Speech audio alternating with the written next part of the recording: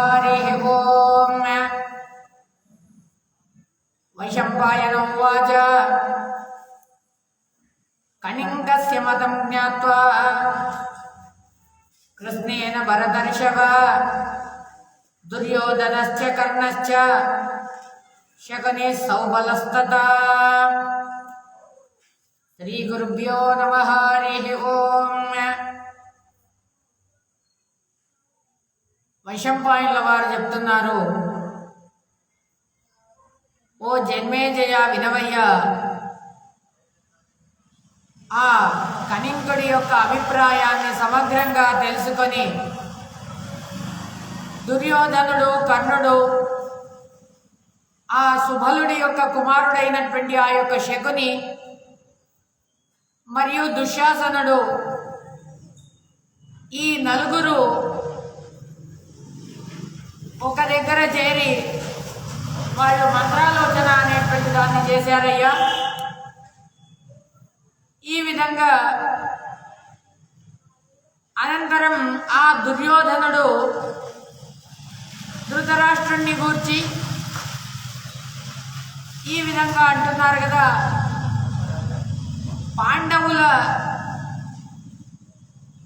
పాండవులకు నువ్వు భయపడేటటువంటి అవసరం లేదు అని, ఇప్పుడు చేసేటటువంటి కార్యాన్ని చెయ్యు,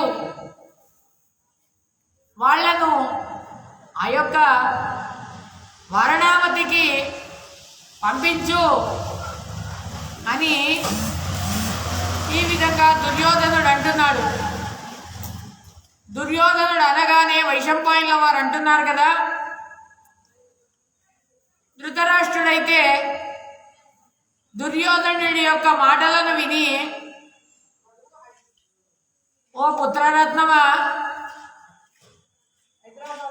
ఈరోజు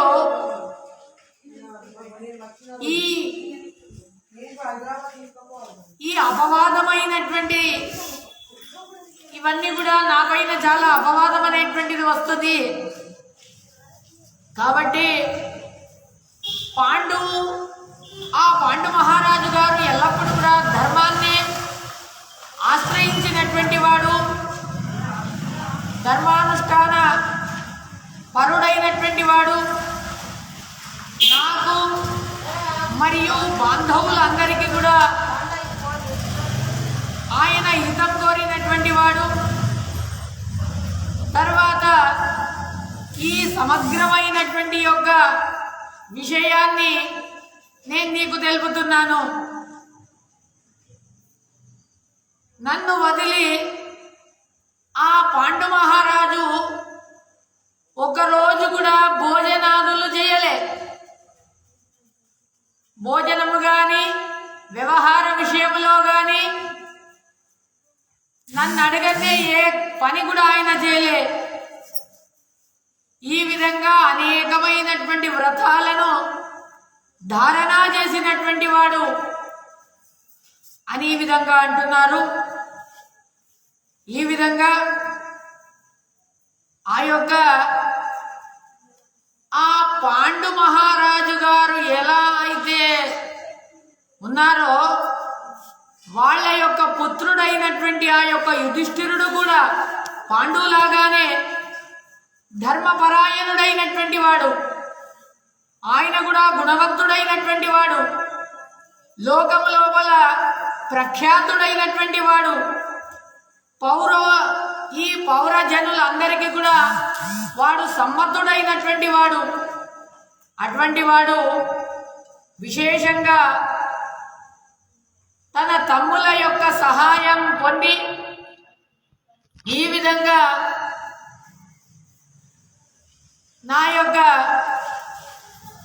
తన తండ్రి యొక్క రాజ్యాన్ని తాను పాలన చేస్తున్నాడే, ఆ తండ్రి యొక్క రాజ్యాన్ని పాలన చేసేటటువంటి ఆయనను నేను ఎలా బలాత్కారం చేసి పంపించను నాయనా అని ఈ విధంగా ఆ ధృతరాష్ట్రుడు అంటున్నాడు. పాండవు అమాత్యులతోని సైన్యముతోని ఆ యొక్క పాండు మహారాజు గారు అమాత్యులను సైన్యమును ఆ యొక్క సైన్యం యొక్క పిల్లలను వాళ్ళ యొక్క మన్మలను విశేషంగా ఆయన పోషించాడయ్యా. ఈ విధంగా పాండు మహారాజు గారు పురము లోపల పట్టణం లోపల ఎవరైతే వాసము చేస్తున్నారో జనులు, ఆ జనులందరికీ కూడా వాడు ఉపకారం చేసినటువంటి వాడు. అటువంటి ఆ ఉపకారం చేసినటువంటి యుధిష్ఠిరుడికి నేను ఎలా అపకారం చేయను? కాబట్టి ఇది నా వల్ల సాధ్యమే కాదు అని అంటున్నాడు. అప్పుడు దుర్యోధనుడు అంటున్నాడు కదా, ఏమేవ త్వయా తాత భవితం దోషమాత్మని. ఓ స్వామి, తండ్రి ఎల్లప్పుడూ కూడా నువ్వు నీ దోషాలనే నువ్వు చెప్పుకుంటున్నావే. ఈ విధంగా నేను ప్రజలను అందరినీ కూడా సందర్శించి వచ్చాను. వాళ్ళందరికీ కూడా ధన సంపత్తును, ధన రాశినిద్దాం, వాళ్ళని సత్కారం చేద్దాం. ఈ విధంగా రాజు నిశ్చయంగా వాళ్ళందరూ కూడా మన సహాయానికి వస్తారు, దీంట్లో సంశయమే లేదు. అర్థకోశము, ఆ యొక్క భాండాగారము అదంతా కూడా నా వశం లోపల ఉంది. ఈ రోజే నా వశం అయిపోయింది ఆ యొక్క కోశాగారం అంతా కూడా. దుర్యోధనుడు అంటున్నాడు. కాబట్టి మృదువైనటువంటి మాటలతోని, మెత్తనైనటువంటి మాటలతోని ఆ పాండవులందరినీ కూడా ఆ వారణావతికి పంపించు అని తన తండ్రికి చెప్తున్నాడు ఆ యొక్క దుర్యోధనుడు. ఈ విధంగా ఆ కుంతిని, తర్వాత కుంతి యొక్క కుమారులను వాళ్ళను పంపించు, ఈ రాజ్యము స్థిరమైన తర్వాత మళ్ళీ వాళ్ళను తిరిగి రమ్మని చెప్పు అనగానే ధృతరాష్ట్రుడు అంటున్నాడు కదా, దుర్యోధన మమాపేత్యాత్ సతతం హృదివర్తతే. ఓ దుర్యోధనుడా, మీ యొక్క అభిప్రాయము నా మనస్సులో ఉంది, కానీ ఈ అభిప్రాయమేగిన దుష్టమైపోతే ఏమి చేయాలి? పాండవులను ఇక్కడికి వెళ్ళి పంపించాలంటే భీష్మాచార్యులే కానీ, విదురులే కానీ, ద్రోణాచార్యులే కానీ, కృపాచార్యులే కానీ ఏ ప్రకారంగా కూడా వాళ్ళు మనకు సమ్మతించరు. ఈ విధంగా పురుష శ్రేష్ఠులైనటువంటి యొక్క కౌరవులు మరియు పాండవులు వాళ్ళిద్దరు కూడా సమానులైనటువంటి వాళ్ళే అని ఆ యొక్క భీష్మాచార్యులు, ద్రోణాచార్యులు వీళ్ళందరూ కూడా చెప్తారు.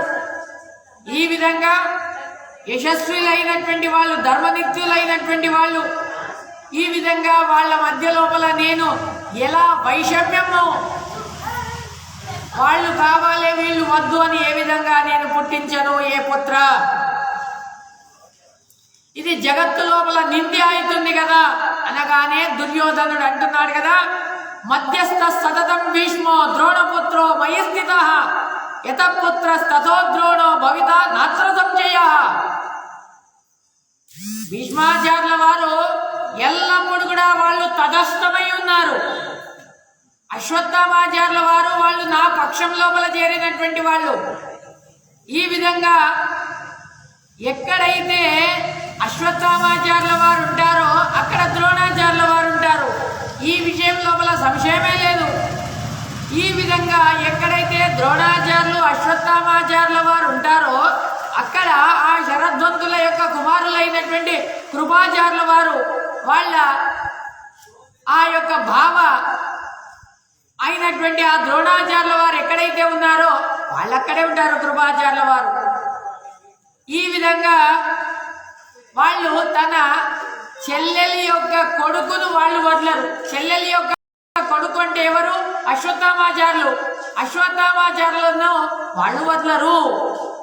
కాబట్టి ఈ విధంగా విదురుడా మన విషయం లోపల పైన చూడడానికి ఏదో సహాయం చేస్తాడు, కానీ పాండవులకే లోపల నుండి సహాయం చేస్తాడు. ఈ విధంగా ఆ విదురుడి ఒక్కడి వల్ల ఏమి కూడా కాదు. కాబట్టి నా పైన విశ్వాసం పెట్టు. ఈ యొక్క పాండుపుత్రులను వీళ్ళందరినీ కూడా వారణావతికి పంపించు. ఏమి దోషం లేదు దీంట్లో. నాకు నిద్ర పట్టడం లేదు తండ్రి.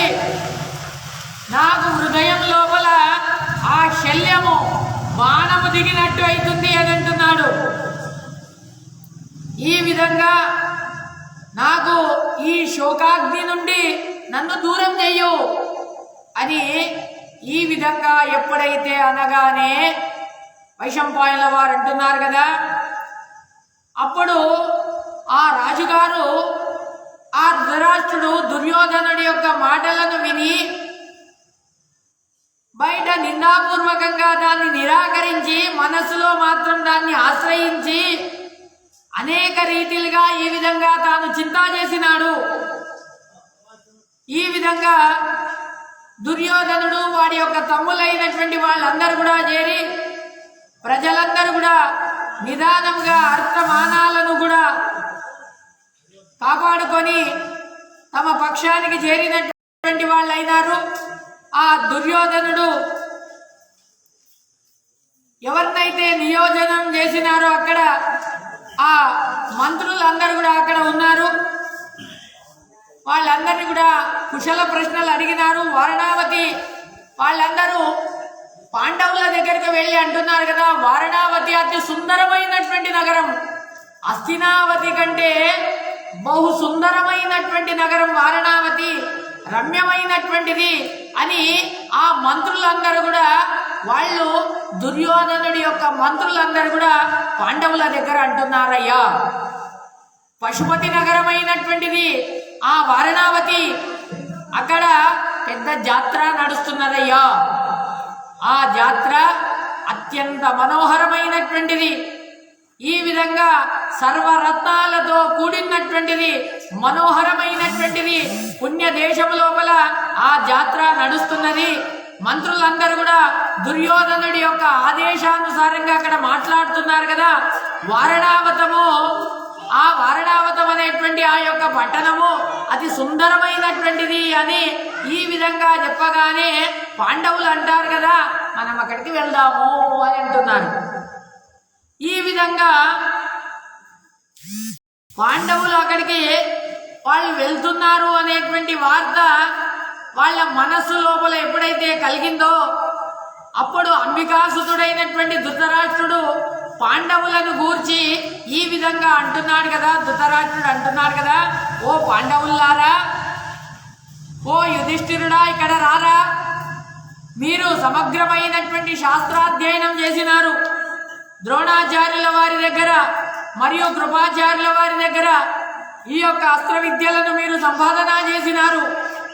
ఈ విధంగా మీరు కుమారుల యొక్క పరిస్థితి మీకు ఇలా ఉంది, రాజ్య రక్షణ వ్యవహారము, ఈ దృష్టితోని నేను మీకు చెప్తున్నాను. ఎందుకొరకంటే ఓ ప్రియమైనటువంటి యుధిష్ఠిరుడా, ఈ జనులందరూ కూడా వారణావతి అత్యంతమైనటువంటి మనోహరమైనటువంటిది, సుందరమైనటువంటిది అని మళ్ళీ మళ్ళీ మళ్ళీ దాని గురించి చెప్తున్నారు. కాబట్టి ఓ పుత్రులారా, మీరు అక్కడ జరిగేటటువంటి ఉత్సవాన్ని మీరు మీ కనులారా చూడండి. మీ మనస్సుకు వస్తే అక్కడికి వెళ్ళండి. ఈ విధంగా అక్కడ గుంపులు గుంపులుగా చేరినటువంటి ఆ యొక్క జనులను చూడండి.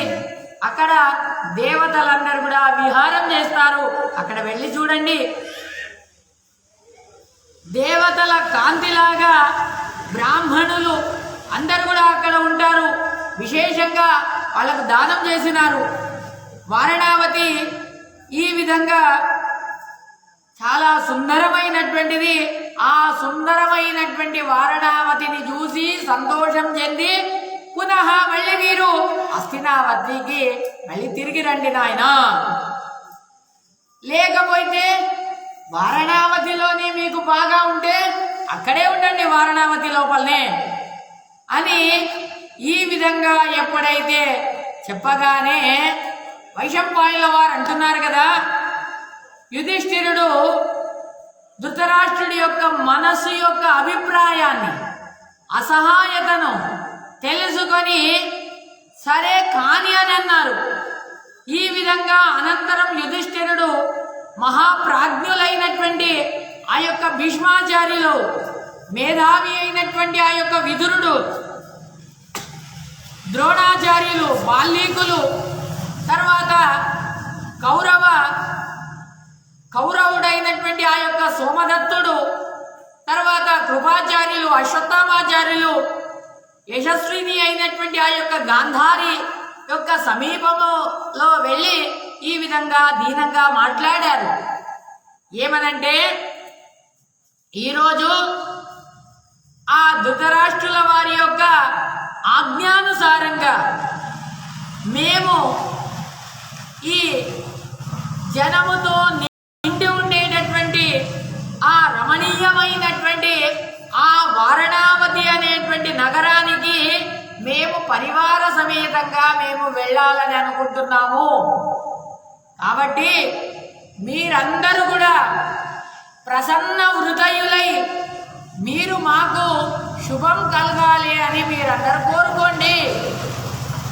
మీరు మాకు ఆశీర్వాదం చేయండి, మాకు అభివృద్ధి కావాలని కోరుకోండి. ఎవరు కూడా మాకు ఈ విధంగా వీళ్లకు చెడు జరగాలని మాత్రం ఎవరు కూడా కోరుకోకండి అని ఈ విధంగా యుధిష్ఠిరుడు ఆ గాంధారి దగ్గరికి వెళ్ళి, అశ్వత్థామాచార్యుల దగ్గరికి వెళ్ళి, ద్రోణాచార్యుల వారి దగ్గరికి వెళ్ళి, కృపాచార్యుల వారి దగ్గరికి వెళ్ళి, భీష్మాచార్యుల వారి దగ్గరికి వెళ్ళి ఈ విధంగా మాట్లాడుతున్నారు. మార్గమధ్యం లోపల మీకు క్షేమము గాని అని అంటున్నారు వాళ్ళు. ఏ భూతాలతోని మీకు ఉపద్రవము రాకూడదు అని అంటున్నారు. ఏ పాండునందన మీకు అశుభం కలగకూడదు అని అంటున్నారు. ఈ విధంగా ఆ వృద్ధులైనటువంటి వాళ్ళు రాజ్యసభ లోపల ఈ విధంగా ఆశీర్వాదం చేసి పాండవులందరూ కూడా వాళ్ళు వెళ్ళడానికి సిద్ధమైనారు. ఈ విధంగా వారణావతికి వాళ్ళు వెళ్ళడానికి ఎప్పుడైతే సిద్ధంగానే ఇక్కడ ఆచార్యుల వారు నిర్ణయం చెప్తున్నారు. పాండవులను చంపాలి అనేటువంటి ఉద్దేశం చేత దుర్యోధనుడు తన మంత్రి అయినటువంటి పురోచనుడికి చెప్తాడు. ఏ పురోచన, ఈ విధంగా నువ్వు చిన్న రత్నమైనటువంటిది ఈ విధంగా ఒక లాక్షాగృహాన్ని, లక్క ఇల్లును నిర్మాణం చెయ్యు. ఆ లక్క ఇల్లు ఎక్కడ ఉండాలంటే గంగా నది మార్గం లోపల ఉండాలి. వారణావతికి వెళ్ళేటటువంటి మార్గం లోపల అది ఉండాలి అని ఈ విధంగా ఆ పురోచనుడికి చెప్తాడు. ఆ పురోచనుడు ఎవరు అనంటే మహాపాపి అయినటువంటి వాడు ప్రహస్త అనేటువంటి ఒక రాక్షసుడు. పూర్వజన్మం లోపల వాడు ప్రహస్త అనేటువంటి ఒక రాక్షసుడు. ఆ రాక్షసుడు వల్ల ఈ యొక్క కార్యము కావాలి అనేటటువంటిది ఈ విధంగా ఆచార్యుల వారు ఇక్కడ నిర్ణయం లోపల చెప్తున్నారు. కపటి అయినటువంటి వాడు ఆ యొక్క పురోచనుడు. ఈ విధంగా దివ్యమైనటువంటి ఆ యొక్క ఇల్లును నిర్మాణం చేయాలి. దుర్యోధనుడి యొక్క ప్రీతి కొరకు దాన్ని కట్టాలి. దాని లోపల ఆ ధర్మాదులను ధర్మరాజు, భీమసేన దేవుడు, అర్జునుడు, నకులుడు, సహదేవుడు, కుంతి అమ్మవారు దాంట్లో ఉండేటట్టు చేయాలి అని ఈ విధంగా చెప్పగానే అది ఎలా ఉండాలి, అది అంతా కూడా అది లక్కతో నిర్మాణమై ఉండాలి. తేనె తెట్టెలు ఉంటుంది, ఆ తేనె తెట్టెలతోని చేయబడ్డటువంటిదై ఉండాలి. లక్క అంతా కూడా లేపితమై ఉండాలి. దాని మీద మన్ను ఉయ్యాలి. ఇట్లా దానికి అగ్గి తాకంగానే ఒక్కసారి భస్మీభూతమైపోవాలి. అటువంటి ఇల్లు నిర్మాణం కావాలి అని ఈ విధంగా చెప్పగానే ఆ సమయం లోపల ఆ ఇల్లును నిర్మాణం చేస్తాడు పురోచనుడు. ఇక్కడ ఆచార్యుల వారు మొదలే చెప్తున్నారు, మహాభారతం కంటే మొదలే. అది ఎలా ఉంది అంటే చేపల యొక్క కౌసు వాసన వస్తుంది దాని లోపల. ఈ విధంగా అది అంతా కూడా ఆ లాక్షాగృహము అంతా కూడా అది లక్కతో చేయబడ్డటువంటిది. ఈ విధంగా పురోచనుడు మహాపాపి. భీమసేన దేవుడికి చెప్తున్నాడు కదా ధర్మరాజు గారు, ఒరే భీమసేన, వీడు మహాపాపి అయినటువంటి వాడు, వీడి మీద ఒక దృష్టి పెట్టు నువ్వు అని అన్నాడు. ఈ విధంగా ఈ మహాపాపి మనను చంపాలని చూస్తున్నాడు కాబట్టి జాగ్రత్తతోని ఉండు అని అంటున్నాడు. ఈ విధంగా ఇక్కడ మహాభారతం లోపల చెప్తున్నారు కదా, దుర్యోధనుడికి చాలా సంతోషం కలిగిందట. వైశంపాయనుల వారు అంటున్నారు కదా, ధృతరాష్ట్రుడు ఆ మహాత్ములైనటువంటి పాండవులను ఎప్పుడైతే వారణావతికి పంపిస్తున్నారో దుర్యోధనుడికి బహు సంతోషం కలిగింది. అనంతరం శకుని, కర్ణుడు, దుర్యోధనుడు వీళ్ళందరూ చేరి తర్వాత కుంతి యొక్క పిల్లలను అందరినీ కూడా ఆ వారణావతి లోపల అగ్ని లోపల వాళ్ళను దహనం చేయాలి అని తీర్మానం చేసినారు. ఈ విధంగా దుర్యోధనుడు మంత్రాలోచన చేసినాడు, పురోచనుని పిలిచినాడు, ఏకాంతం లోపల పిలిచినాడు, వాడి యొక్క కుడి చేయి పట్టుకున్నాడు. ఈ విధంగా మాట్లాడుతున్నాడు దుర్యోధనుడు, మమేయమ్మ వసు సంపూర్ణం పురోచన వసుంధర ఇతేవం భవితా తాత తథాత్మ దష్టుమర్హసి. దుర్యోధనుడు అంటున్నాడు కదా, ఓ పురోచనుడా, ఈ ధన సంపూర్ణమైనటువంటి భూమి అంతా కూడా నేను నీకిస్తా, ఏం విచారం చేయకు, ఆలోచన చేయకు ఏ పురోచనుడా. కాబట్టి నువ్వు విశ్వాసపాత్రుడైనటువంటి వాడివి, నీకంటే విశ్వాసపాత్రుడైనటువంటి వాడు నాకు వేరేవాడు ఎవడు కూడా లేడు. కాబట్టి నువ్వేం చెయ్యు, సంధ్యాకాలం లోపల వాడితోని మంత్రాలోచన చేస్తున్నాడు. ఈ విధంగా ప్రీతిపాత్రుడైనటువంటి వాడు ఆ మంత్రాలోచనను గుప్తంగా చేస్తున్నాడు. శత్రు నిపుణులైనటువంటి వాళ్ళు ఉపాయంతోని దాన్ని తెలుసుకుంటారు. ఈ విధంగా ఎవ్వరు కూడా తెలుసుకోకుండా రహస్యంగా వాడికి చెప్తున్నాడు ఆ పురోచనుడికి దుర్యోధనుడు. పాండవులందరూ కూడా ఆ ధృతరాష్ట్రుడి యొక్క ఆజ్ఞ మేరకు వాళ్ళందరూ కూడా ఆ వారణావతికి వాళ్ళు వెళ్తున్నారయ్యా. ఈ విధంగా ధృతరాష్ట్రుడి యొక్క ఆదేశానుసారంగా వాళ్ళందరూ కూడా ఉత్సవానికి వాళ్ళు వెళ్తున్నారు. నువ్వు శీఘ్రంగా వెళ్ళు, అక్కడికి శీఘ్రంగా వెళ్ళి ఒక రసభాయుక్తమైనటువంటి ఒక రథము, ఆ రథం పైన వెళ్ళి ఈ దినమే అక్కడ వారణావతికి వెళ్ళి అక్కడ వ్యవస్థ చేయు అని అంటున్నారు.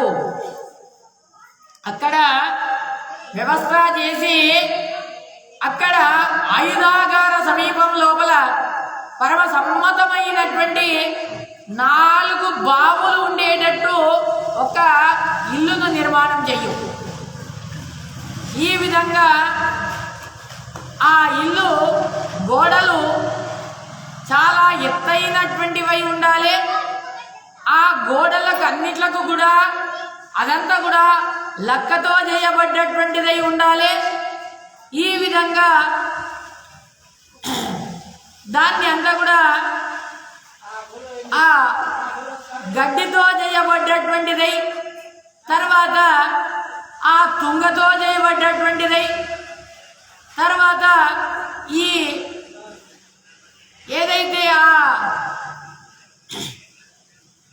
తేనె తెట్టె ఉంటుందో ఆ తేనె తెట్టెలతో చేయబడ్డటువంటి దానితోని ఆ యొక్క దాన్ని నిర్మాణం చేయాలి.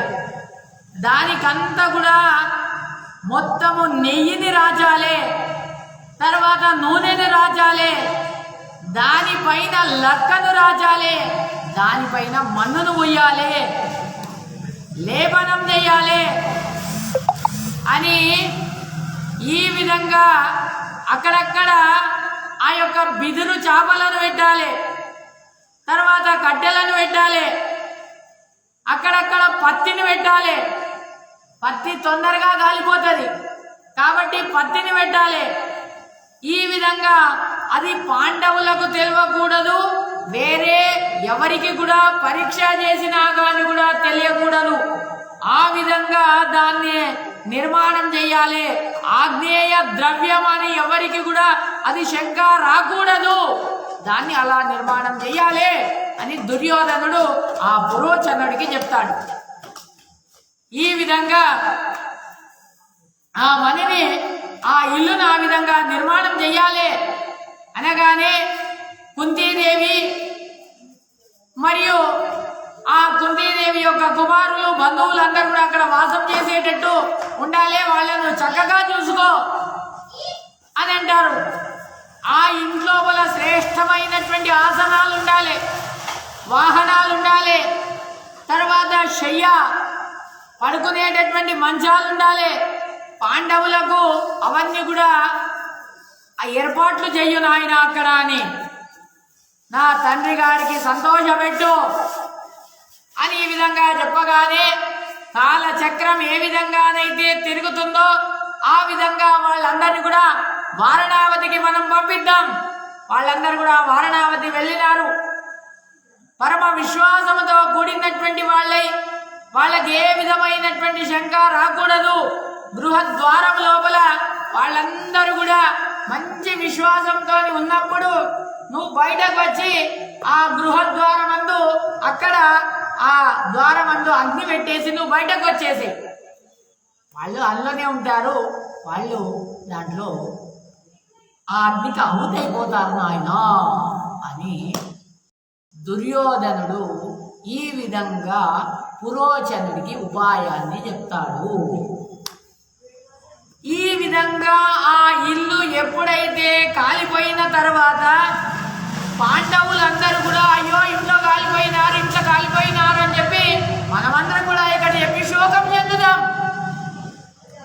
అని ఈ విధంగా చెప్పగానే వైశంపాయనుల వారు అంటారు కదా, పురోచనుడు అదే విధంగా కానీ అని అంటాడు, నీ యొక్క ప్రతిజ్ఞను నేను పూర్తి చేస్తాను అని ఆ యొక్క రథాన్ని ఎక్కుతాడు. రథవాయుక్తమైనటువంటి ఆ యొక్క రథాన్ని ఎక్కి తాను వారణావతికి వెళ్తాడయ్యా. ఆ వారణావతికి వెళ్ళి అక్కడ దుర్యోధనుడి యొక్క అభిప్రాయం ప్రకారంగా ఆ వారణావతి లోపల రాజకుమారులందరూ కూడా వచ్చినారు, కీర్తివంతులైనటువంటి వాళ్ళు. పాండవులందరినీ కూడా వాళ్ళను చంపడానికి కొరకు ఒక భయంకరమైనటువంటి ఒక గృహాన్ని నిర్మాణం చేయాలి అని పురోచనుడు తాను సంకల్పం చేస్తాడు. అక్కడ సంకల్పం చేసి దాన్ని నిర్మిస్తాడయ్యా. ఈ విధంగా ఆ విషయము విదురుల వారికి తెలుసు. విదురుల వారు అన్య భాష లోపల, మ్లేచ్ఛ భాష లోపల వాళ్ళు వీళ్ళకి హెచ్చరిక ఇస్తారు, సంకేతం ఇస్తారు. ఏ యుధిష్ఠిర తస్మాత్ జాగ్రత్త అని మొదలే సంకేతం ఇస్తారు విదురుల వారు.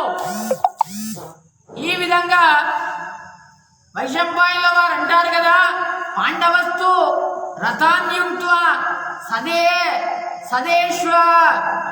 సదేశ్వర నిలోపమై. ఈ విధంగా పాండవులందరూ కూడా వాయువేగంతోని వాళ్ళు అశ్వాలన్నీ కూడా సిద్ధం చేస్తారు. ఆ సిద్ధం చేసి భీష్మాచార్యుల వారి సమీపానికి వస్తారు. భీష్మాచార్యుల వారి యొక్క సమీపానికి వచ్చి వాళ్ళ పాదాలకు నమస్కారం చేస్తారయ్యా భీష్మాచార్యుల వారికి. ధృతరాష్ట్రుడు ఈ విధంగా ధృతరాష్ట్రుల వారికి, మహాత్ములైనటువంటి ద్రోణాచార్యుల వారికి, ఆ వృద్ధులైనటువంటి కృపాచార్యుల వారికి విదురుల వారికి అందరికి కూడా నమస్కారం చేస్తారు. ఈ విధంగా పాండవులు ఆ యొక్క అందరికీ కూడా కురులందరికీ కూడా నమస్కారం చేసి, వృద్ధులందరికీ కూడా నమస్కారం చేసి, ఎవరైతే వృద్ధులు ఉంటారో వాళ్ళకి నమస్కారం చేసి, సమానులైనటువంటి వాళ్ళని ఆలింగనం చేసుకొని, చిన్న వాళ్ళైతే ఎవరైతే ఉంటారో వాళ్ళ చేత నమస్కారం స్వీకరించి, ఈ విధంగా అక్కడికి వెళ్ళి వాళ్ళు బయలుదేరారు ఆయన. ఈ విధంగా అమిత పరాక్రమవంతులైనటువంటి వాళ్ళు యథోచితంగా వాళ్ళు ఆ యొక్క శోకాన్ని చెందుతున్నారు. ఈ విధంగా కురుదేశానికే ప్రదక్షిణం చేశారు. కురుదేశానికే ప్రదక్షిణం చేసి వాళ్ళు వారణావతికి వెళ్ళడానికి సిద్ధమైనారు. ఆ వారణావతికి సిద్ధమైనప్పుడు అక్కడ మహాప్రాజ్ఞులైనటువంటి విదురులు, కురుశ్రేష్ఠులు వాళ్ళందరూ కూడా శోకతప్తులైనారు. పాండుపుత్రులు ఈ విధంగా దుఃఖం చెందుతున్నారు. పురుష వ్యాఘ్రులైనటువంటి వాళ్ళందరూ కూడా వెంబడించారు. నిర్భయులైనటువంటి వాళ్ళు, భయం లేనటువంటి కొంతమంది బ్రాహ్మణులందరూ కూడా ఈ విధంగా వాళ్ళు అంటున్నారు కదా, ఈ ధృతరాష్ట్రుడు ఈ ధర్మాన్ని చూస్తలేడా, ఆయనకు ధర్మం తెలియదా, ఈ పాపము పనిని ఎందుకు చేస్తున్నాడు ఆ ధృతరాష్ట్రుడు, ధర్మరాజు గాని ఈ విధంగా ఆయన బలవంతుడైనటువంటి వాడు. బలం లోపల ధర్మరాజు గారు ఈ విధంగా ధర్మం గురించి తెలిసినటువంటి వాడు. బలం లోపల శ్రేష్ఠుడైనటువంటి వాడు భీమసేనుడు, తర్వాత కుంతిపుత్రుడైనటువంటి ధనంజయుడు. ఈ విధంగా ఈ యొక్క పాపం గురించి వాళ్ళు యోచన చేస్తలేరా అని వాళ్ళు అంటున్నారా మహాప్రాజ్ఞులైనటువంటి బ్రాహ్మణోత్తములు. ఈ విధంగా మాతృపుత్రులైనటువంటి ఆ నకుల సహదేవులు కూడా వాళ్ళు ఏమి యోచన చేస్తున్నారు, పాండు మహారాజు గారు తాను సంపాదన చేసినటువంటి యొక్క న్యాయయుక్తమైనటువంటి రాజ్యాన్ని తన అన్నకు సంపాదన చేసి పెడితే ఆ ధృతరాష్ట్రుడు బాధిస్తున్నాడే, దీంట్లో ఇది అధర్మము కాదా అని అంటున్నారు. ఈ విధంగా ఈ అనుచితమైనటువంటి యొక్క భీష్మాచార్యుల వారు అనుమతిస్తున్నారే. శంతను యొక్క కుమారుడైనటువంటి ఈయన, ఈ విచిత్ర వీర్యుడి యొక్క కుమారుడైనటువంటి యొక్క పాండు మహారాజు గారు వీళ్ళున్నారే, ఏం చేయాలి? ఆ పాండు మహారాజు గారా స్వర్గస్థుడయ్యాడు. ధృతరాష్ట్రుడు ఆ పాండు మహారాజు గారి యొక్క కుమారులు వాళ్ళందరూ కూడా బాలకులయ్యారు. ధృతరాష్ట్రుడు ఏమి కూడా సహిస్తలేడే అని వాళ్ళు అంటున్నారు కదా. మనకు ఈ పట్టణం లోపల ఉండేటటువంటి ఆస్తి పాస్తులు ఏమి కూడా వద్దు, ఇవన్నిట్లను కూడా వదిలేసి మన భార్య పిల్లలతోని అందరితోని కూడా యుధిష్ఠిరుడు ఎక్కడైతే ఉంటాడో, ధర్మరాజు ఎక్కడైతే ఉంటాడో అక్కడికి మనం వెళ్దాం పదా. మనకి ఆస్తులు వద్దు, పాస్తులు వద్దు, ఏం వద్దు, అంతా ఆయనే తీసుకోండి.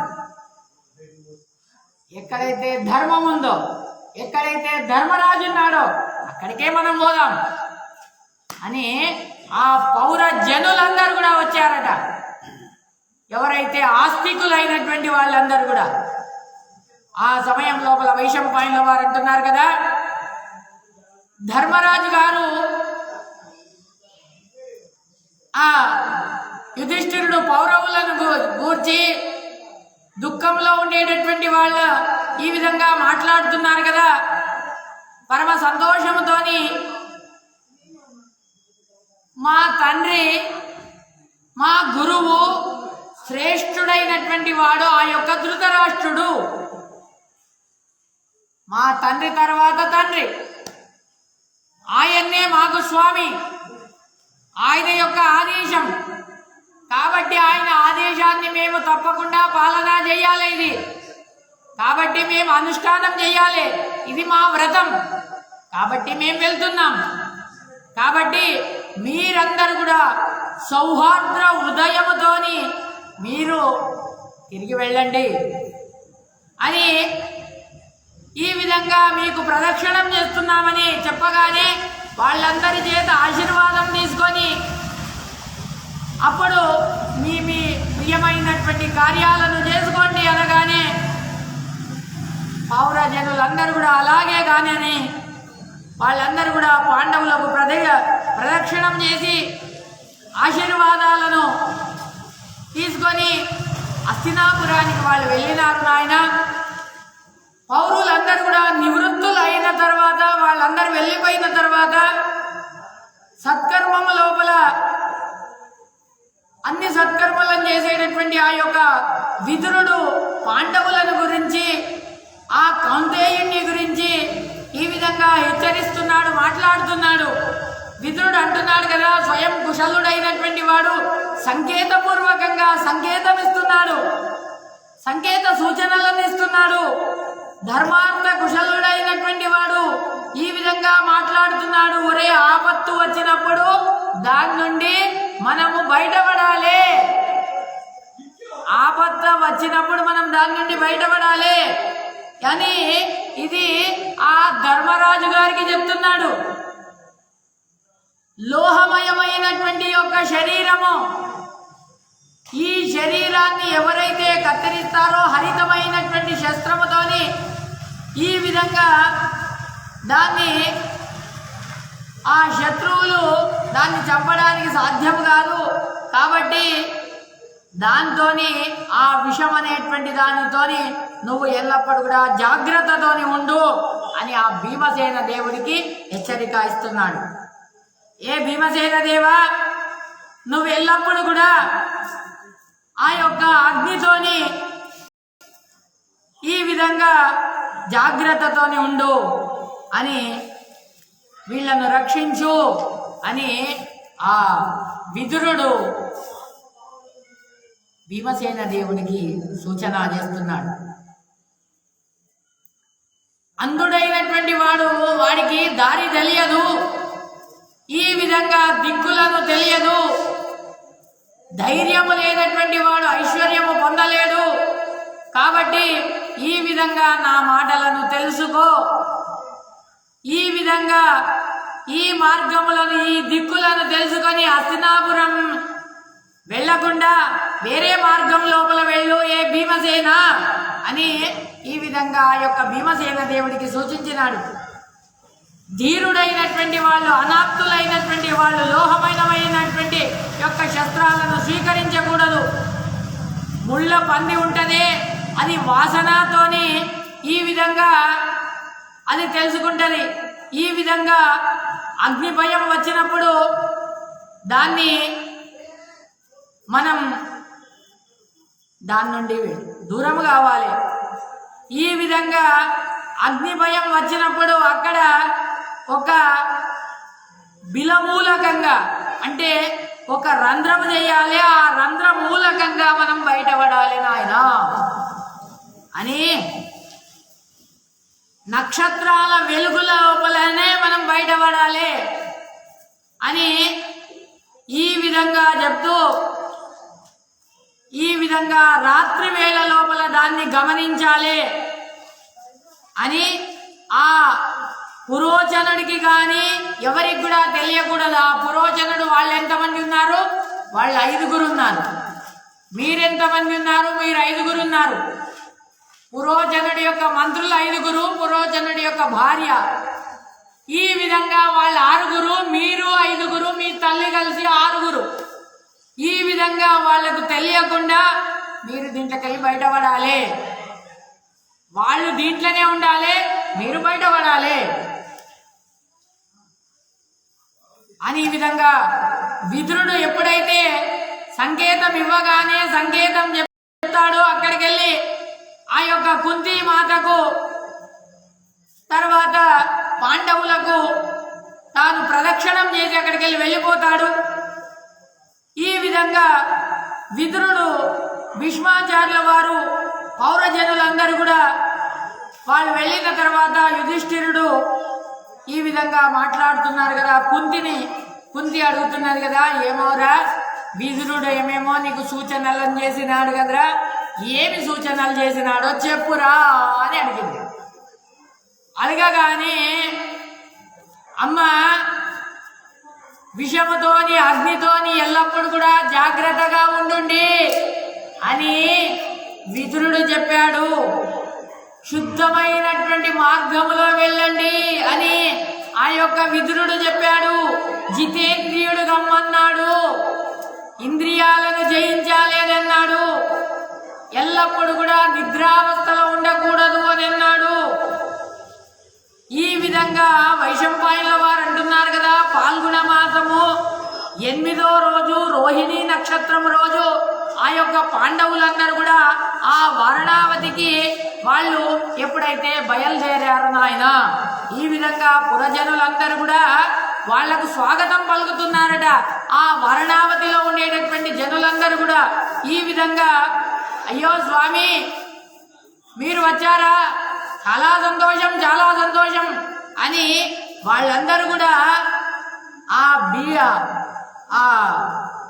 యుధిష్ఠిరుడికి, భీముడికి, అర్జునుడికి, నకుల సహదేవులందరికీ కూడా వాళ్ళు స్వాగతం పలుకుతున్నారయ్యా ఆ వారణావతిలో ఉండేటటువంటి వాళ్ళు. దాని గురించి రేపు తెలుసుకుందాం.